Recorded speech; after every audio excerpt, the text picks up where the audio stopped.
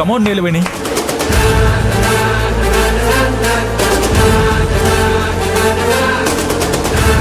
Sir, అమ్మగారికి తక్కువ ధరకే కంపెనీ వస్తుందన్న ఉత్సాహాన్ని చూసి వాళ్ళు తెలివిగా ఫోన్ల ద్వారా, లెటర్ల ద్వారా వ్యవహారం నడిపించారు తప్పించి డైరెక్ట్గా కలవలేదు.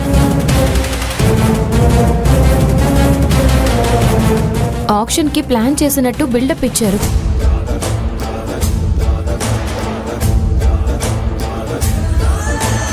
₹25 కోట్లు కట్టగానే ఉడాయించేస్తారు.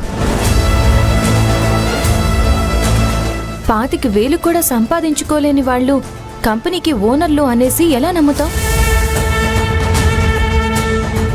అందుకే నాకు అనుమానం వచ్చి ఆపేశాను.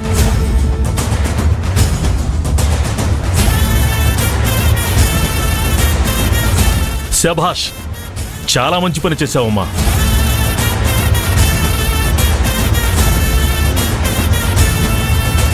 ఇన్ని తెలివితేటలు ఉన్నప్పుడు వాళ్ల మీద అనుమానం ఉన్న విషయం ముందే ఎందుకు చెప్పలేదు? మాకు కూడా చెప్పలేదు మేడం. మీకు చెప్పినా చెప్పకపోయినా మాకు చెప్పాలి కదయ్యా, మేము అడుగుతుంది అది. నేను లెటర్ తీసి చూస్తేనే నా మీద కోపడ్డారు అమ్మగారు. ఈ కంపెనీ గురించి నేను ఆరా తీశానంటే ఊరుకుంటారా చెప్పండి? యూర్ అబ్సల్యూట్లీ రైట్ నీలవేణి. నువ్వు ఈ ఇంటి కోసం ఎంత పాటుపడతావో తెలియక నిన్ను ఆడిపోసుకునే వాళ్లే ఎక్కువ ఉన్నారు ఇక్కడ.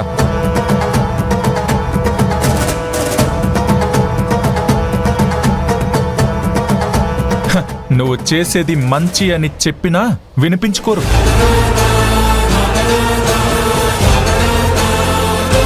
అలాంటప్పుడు నువ్వు చేయాల్సింది చేసుకుని వెళ్ళిపోవడమే మంచిది.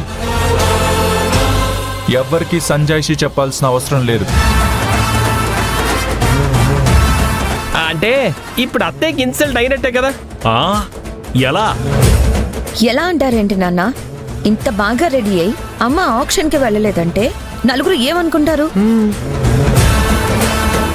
ఆ నలుగురేమో కాని నీ ముగ్గురు తన వెనకున్నారు చూడు, మీ వల్లే కాదంబరి పరువు పోతుంది అనుకుంటున్నాను. మమ్మల్ని అంటావేంటి నాన్న? మేమేం చేశాం? బాగా చదువుకోవాల్సిన టైంలో అన్ని విషయాల్లో తలదూరుస్తున్నావు కదా, అందుకంటున్నాను. సరే అయితే నేనేం చెప్పనులేండి. ఇక్కడే ఉంటే మనల్ని కూడా అనేలా ఉన్నారు కాంచన. పద ఇంక వెళ్దాం. మీరుండండి. అమ్మా, తను చేసింది కరెక్ట్ అని మమ్మల్ని అంటున్నారు. లాభమా నష్టం అనేది అటుంచితే మీకు చెప్పా పెట్టకుండా అలా చేయడం తప్పే కదా?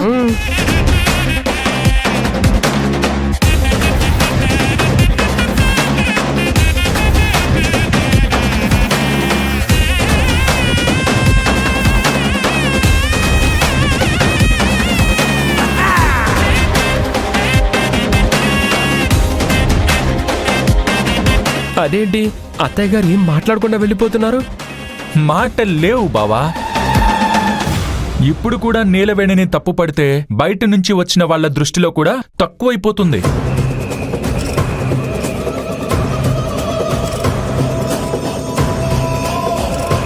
అమ్మగారి స్థాయిని తగ్గించాలని నేనిలా చేయలేదయ్యా.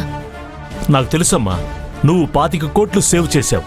అందుకే కదా శభాష్ అంటున్నాము. నీలవేణి, నీకు సైనింగ్ అథారిటీ ఇచ్చినప్పుడు ఎవరు ఎలా ఫీల్ అయ్యారో తెలియదు, కానీ ఆ తర్వాత నువ్వు ఎంత పర్ఫెక్ట్గా పనులు చేస్తున్నావో అనడానికి ఇంతకన్నా ఉదాహరణ ఏముండదు. బెస్ట్ ఉమెన్ ఎంటర్ప్రీనియర్ అవార్డు ఊరికే రాదు.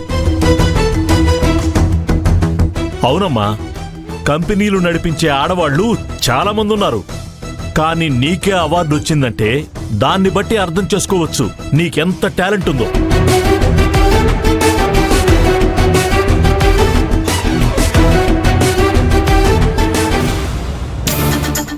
ఏ మాటకా మాట చెప్పాలి గాని నీలవేణమ్మ లేకపోతే ఈరోజు అమ్మగారు గుండెలు బాదుకునేవాళ్ళు.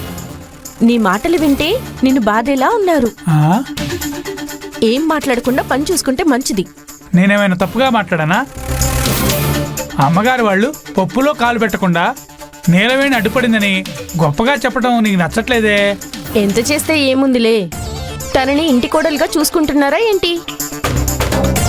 అప్పుడప్పుడు వచ్చిపోయే అర్చనమ్మగారే ఈ ఇంటి కోడలని అమ్మగారు ఎన్నిసార్లు చెప్పారు?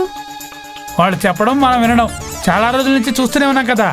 పాపం అర్చనా మేడం ఎన్నో ఆశలు పెట్టుకుని ఇంటికి వస్తుంది. వచ్చిన ప్రతిసారి అవమాన భారంతో వెళ్ళిపోవడమే జరుగుతుంది.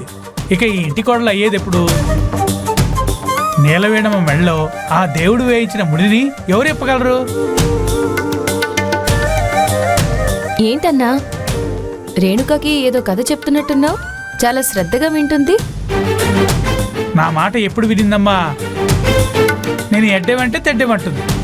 అందరం పనులవని కలిసిపోతున్నాం కానీ నీ దారి నువ్వు చూసుకోపో అని ఎప్పుడో చెప్పేసేవాడిని.